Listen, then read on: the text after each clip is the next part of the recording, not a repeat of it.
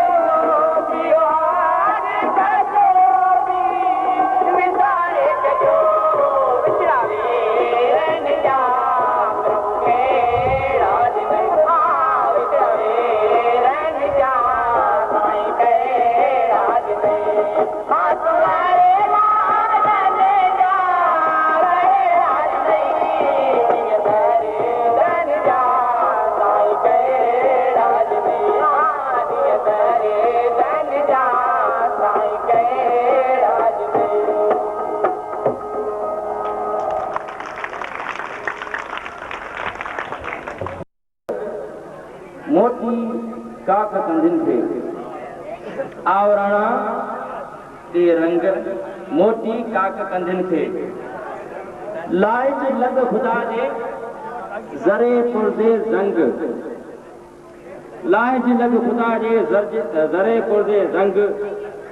नाम्या पाणी जे नंग मेणे हाब मता करी त हुआ चंद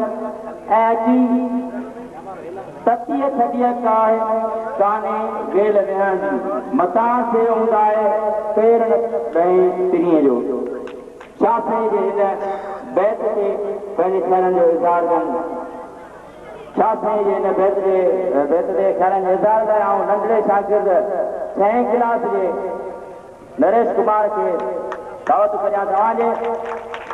ताड़ियुनि जे गूंज में नंढड़ो नरेश कुमार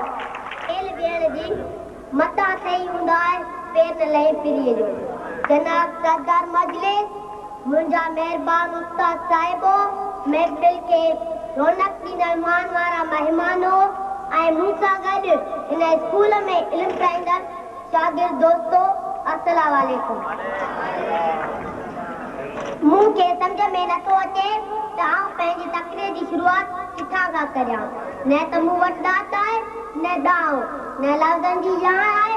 न ॻाल्हाइण जो फन उहो सही आहे त मूं वटि कुझु बि कोन आहे पर आउं सम्झां थो त मूं वटि सभु कुझु आहे मूं वटि जज़्बो आहे मूं वटि सोच आहे ऐं उन जज़्बनि ऐं सोचनि जो तोहफ़ो खणी तव्हांजे साम्हूं हाज़िर थियो आहियां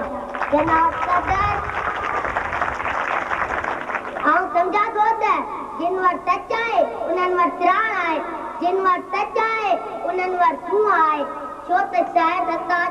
असांजे सिंध धरतीअ जो बिटाई खोट फरमाए थो त कूड़ घुमाई मकत उथी योर अल्लाह थी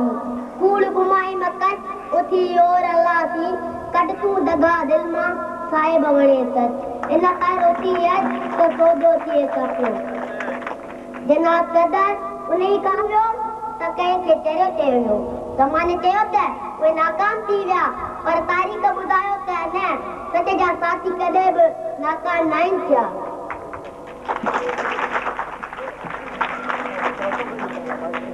छा सुप्रात जंहिंखे सच जे ॾोह में देर जो वठो ॾिनो वियो उहो नाकाम थी वियो छा मखदूम बिलावल जंहिंखे गाने में पी वियो उहो नाकाम थी वियो कंहिं जा नाला खणा तारीख़ पंहिंजो फ़ैसिलो ॾेई चुकी आहे त सच जा उहे साथी कामयाबी रहिया आहिनि छो त नालो अॼु बि इज़त ऐं एतिराम सां वरितो वञे थो कूड़ जे पोइ लॻनि जो नालो निशानी मिटिजी चुको आहे सचाई जो उहो क़ाफ़िलो अॼु बि सॻी तरह पंहिंजे मंज़िल जे तरफ़ गामज़न आहे ऐं जेसि ताईं कूड़ रहंदो सचाई उन जो साम्हूं थींदी रहंदी जनाब सदर मूं शाह साईं जे हिन बेत खे पंहिंजे तक़रीर जो मौज़ू बनायो आहे उन में शाह साहिब ससी खे सलाह ॾिए थो त उहा ससी जेका सच जी पोइ लॻी ससी जेका हिमत हौसले ऐं जुरत जो ओञाण आहे ससी जेका सॼा दिलेरी ऐं बहादुरीअ जो निशान आहे ससी जेका हथे ख़ाली हुअण जे बावजूद पंहिंजे मक़सद खे छॾण लाइ तयारु न आहे ससी वटि कुझु बि कोन हो पर हुन वटि सभु कुझु हो हुन वटि सचो जज़्बो हो जनाब सदर जेके वक़्त खे ज़ाया न आहिनि कंदा पर उन जो सही इस्तेमालु कंदा आहिनि ऐं इहा हक़ीक़त आहे जेके वक़्त खे ज़ाया कंदा आहिनि वक़्तु उन्हनि खे ज़ाया करे छॾींदो आहे आख़िर में मां हिन बेत सां पंहिंजे तक़रीर खे इख़्तिताम थो कयां जे हाउ नहारी कोयारा जे हाउ नहारी कोयारा ही गलियूं बुगारे विंदासीं छो पेर पुसारे वेठो आहे उस डूंगर ॾारे विंदासीं